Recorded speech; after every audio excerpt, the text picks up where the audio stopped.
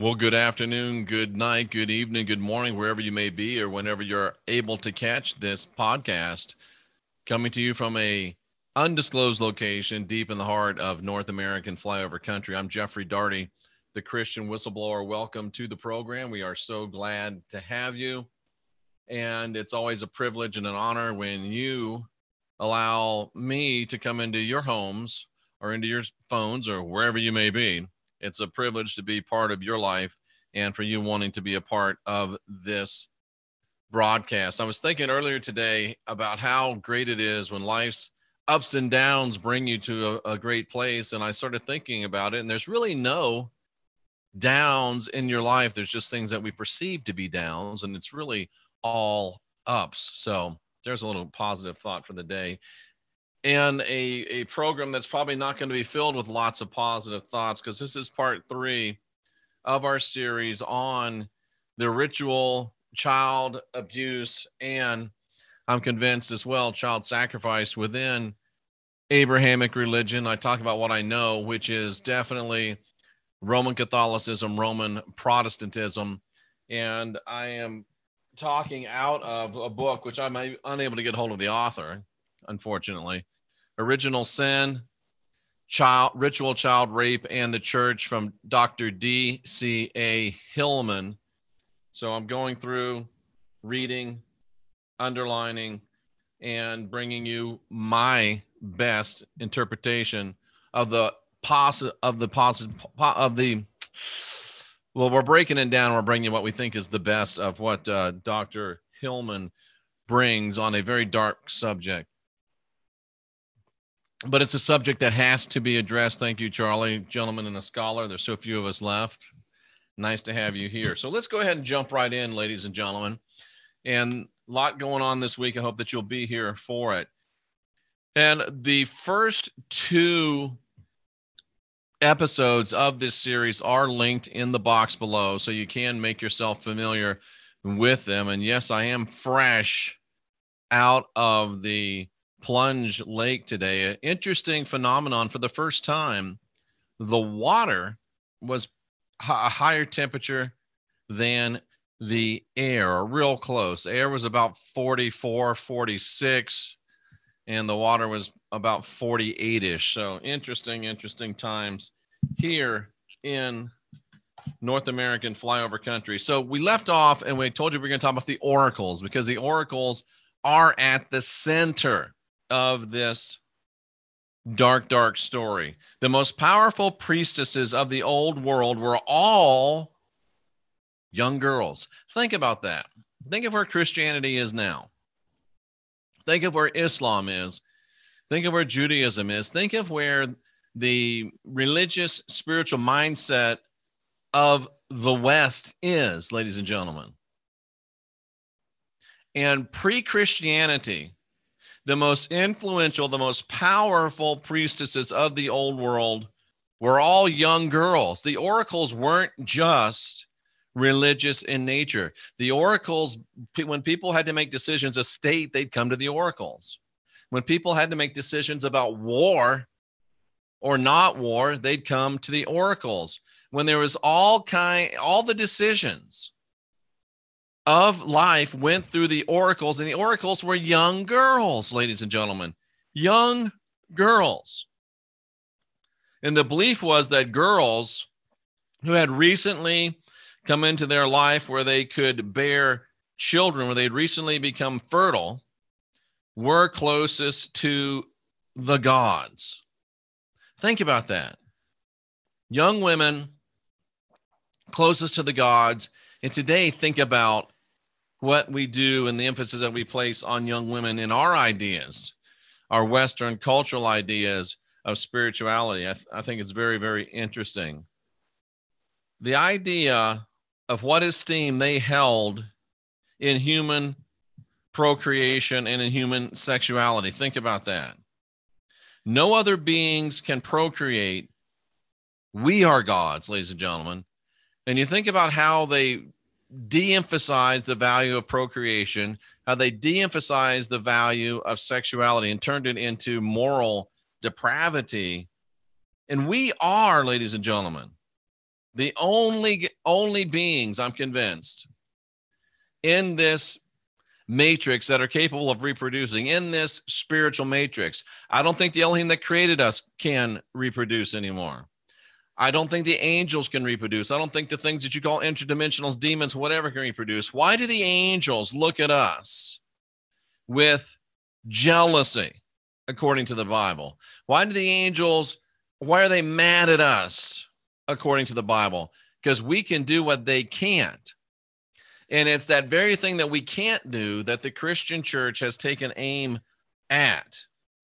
Ladies and gentlemen, I'm telling you, this is what is going on. And along with Aphrodite, the Christians also targeted the oracles and femininity in general.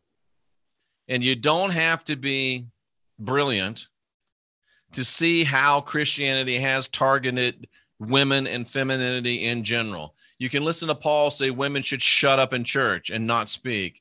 You can listen to Paul say that a woman should never have authority over a man. Think he's saying this in a world that grew up with oracles, where everything that was done was run through the oracles. And he's saying women should shut up. You begin to understand the huge, massive cultural change. And you begin to understand the only way Paul was able to push this stuff through was to arrest people for doing things that had never been criminal before and seizing their property. It all starts to make sense. It all starts to make sense. And when the oracles were the most powerful individuals in society, when the oracles were the most powerful individuals in society, and Christianity wanted to come to the fore of that society, the oracles had, ladies and gentlemen, to be dealt with.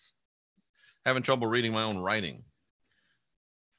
Femininity had to be broken. Femininity had to be subjected. And the only way to build our current world model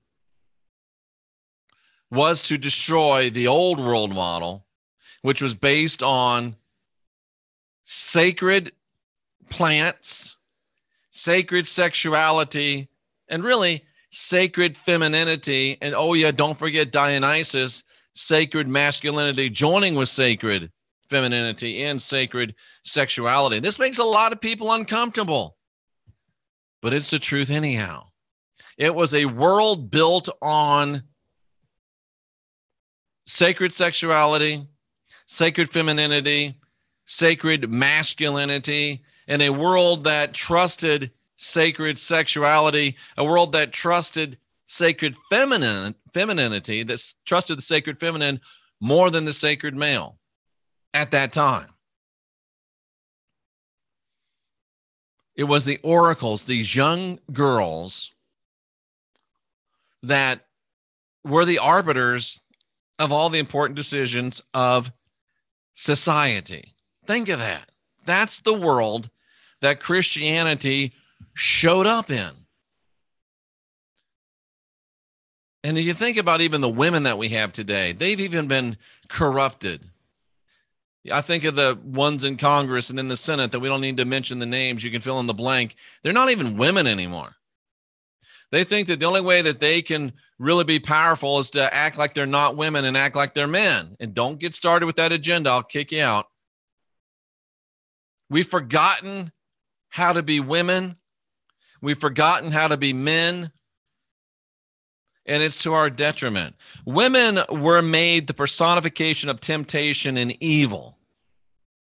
Women went from being the oracles that society looked to, and Aristotle and Socrates, all of these great minds looked to. Isn't that interesting? Did Aristotle ever write against the oracles? No. Did Socrates ever write against the oracles? No. Did Plato ever write against the oracles? No. Interesting. And then you have Paul coming along and blatantly saying, you know what, guys? It wasn't Adam that fell. It was Eve that fell. Eve sinned. That's why women are second-class citizens in Christianity and in Abrahamic religions. Again, their world, Paul's world, this world, could not be built until femininity was not only dethroned, but it was diminished and it was minimalized. Paul went so far as to say the only reason a woman is around is for sexual gratification of men. And if you don't keep your eye on them, they'll have sex with anything, including all types of spirits. That's what Paul thinks about you ladies.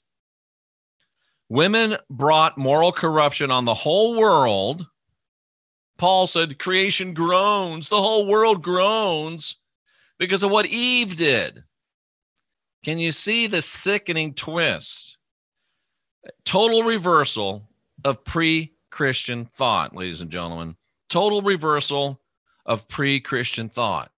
If you are interested in being a scholar, and if you'd like to know how dramatically things have changed, get on the internet or go to a library, whichever you prefer to do, and look up the beginnings of human religion, the beginnings of human worship.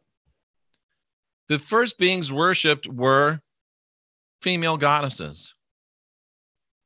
For some reason, we know that true sacred power lies within the sacred feminine, because everybody knows nothing gets born without a woman. And women are our cultural, as humans, religious elders. Christians began teaching that sexual attraction was a spiritual crime that would send you to hell. Desire and sacred sexuality joined drugs as taboos, and the oracles were amongst the first ones jailed over sacred medicine usage. Think about that. These young girls who were using these sacred medicines to put themselves into states where they could contact the gods and had been working fairly well for thousands of years, the Christians came in, changed it all, put them in jail, devalued femininity. And here we are with an unending trail of wars, death, destruction, madness, mayhem, hatred, right up to this day. And how did they go about taking down the oracles? Well, arrest them for doing drugs, arrest them for adultery, throw them in jail, take their property. But, ladies and gentlemen, how do you prevent the rise of new oracles? One thing I didn't mention about the oracles, they were all young girls that had reached the age where they were able to be, where they were fertile, but had never had sex. To be an oracle, you had to be of age, but you could never have had sex. Some of you already know where this is going. And in the effort to take down oracles is where exorcism was born. Exorcism, ladies and gentlemen, was a sacrament created to apply what the church called the application of the fires of temptation. Exorcism started with a ritual called the application of the fires of temptations. Oracles were young girls. Christians recognized the importance of and the effectiveness of programming the young. Infant baptism, ring a bell, anybody? Oracles had to be sexually undefiled. Oracles were sexuality's main opponent. They were young girls. They had to be sexually undefiled. So Christianity crafted a diabolical solution. I'm reading my own notes because I don't want to miss anything. Christianity crafted a diabolical solution: defile all children, and they could never end up being oracles. If you defile all the children, they will never end up being oracles because they will be sexually defiled and can't be oracles. And the way it was sold, ladies and gentlemen, was These poor children are demon possessed.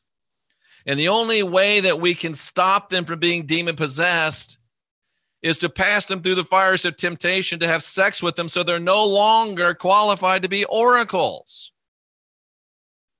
They did it to boys and they did it to girls.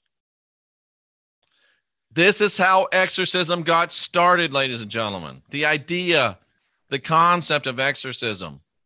We've got to defeat the oracles. The oracles have to be sexually undefiled. Let's defile all the children, and we won't have any oracles. And it worked. It worked. It worked. By exposing young children to sexual temptation, they would systematically end the oracles and establish the exclusivity of the Christian mysteries.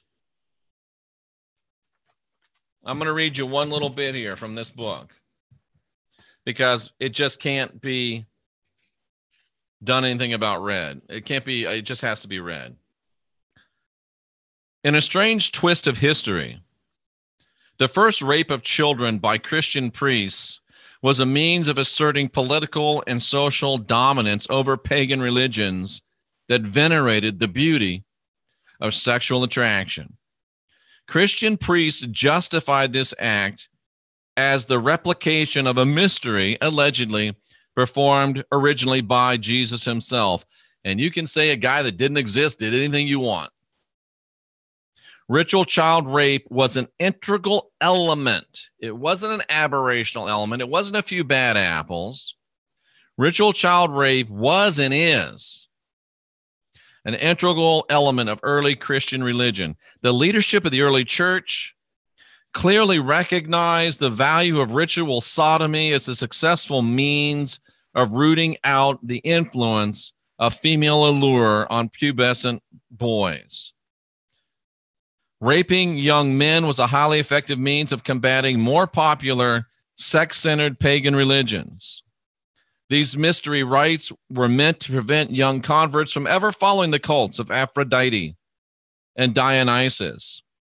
But they also established a degree of exclusivity not present in competing mystery cults. When early Christians were born again, how many of you were born again? Well, think where the term came from. Born again. When they were born again, they were psychologically unique as a direct result of the ritual rape that they endured. And guess what they first called themselves, ladies and gentlemen? And this is going to set off alarms in your ears, and it should. Think about this. What they first called themselves? The Way.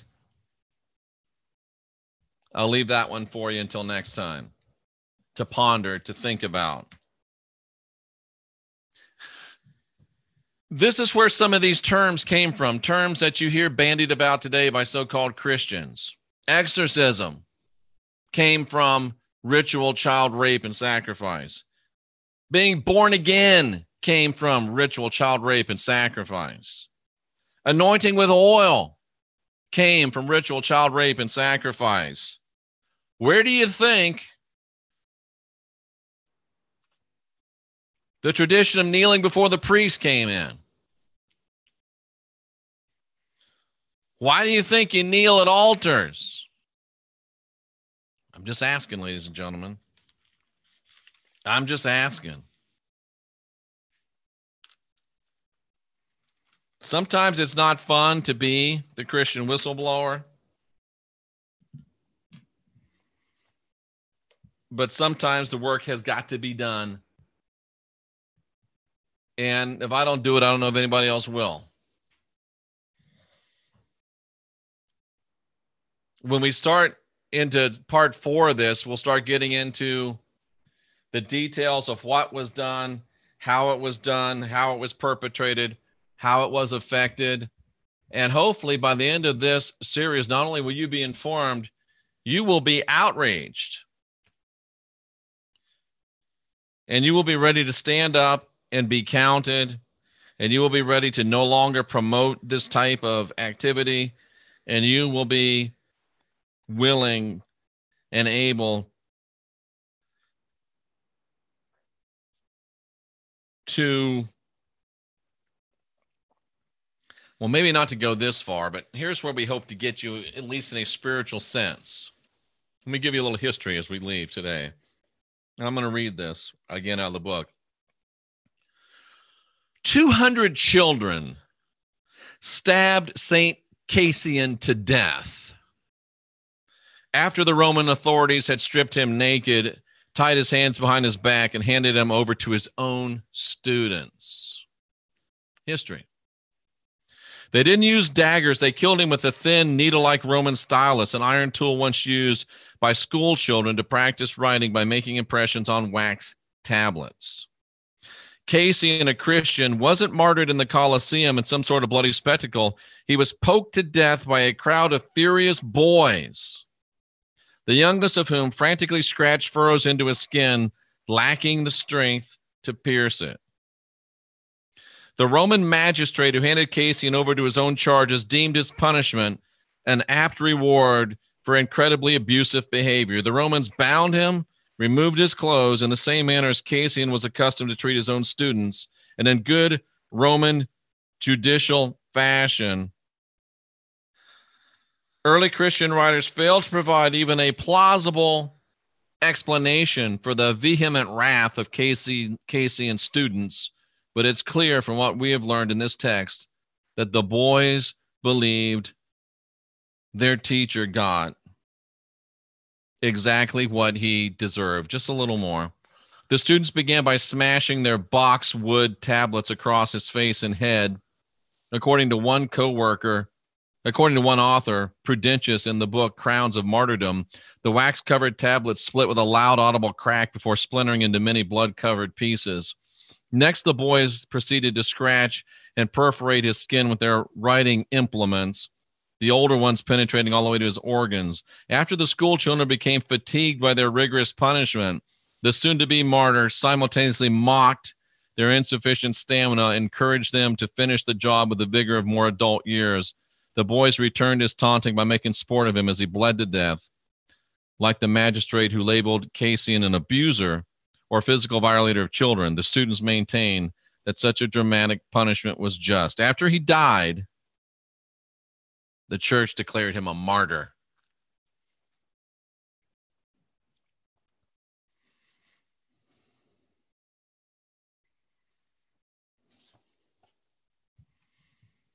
I'm Jeffrey Daugherty, the Christian Whistleblower, asking questions, questioning answers. We're the last generation of real humans. How human are we going to be?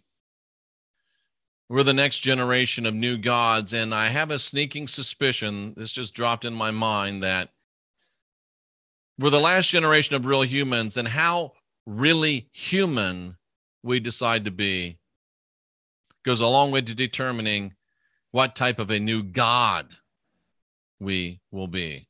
Last generation of real humans, next generation of new gods. Ask questions, question answers. We'll see you again for more Podcast Excellence. I'm Jeffrey Daugherty, the Christian Whistleblower. Thank you for being here.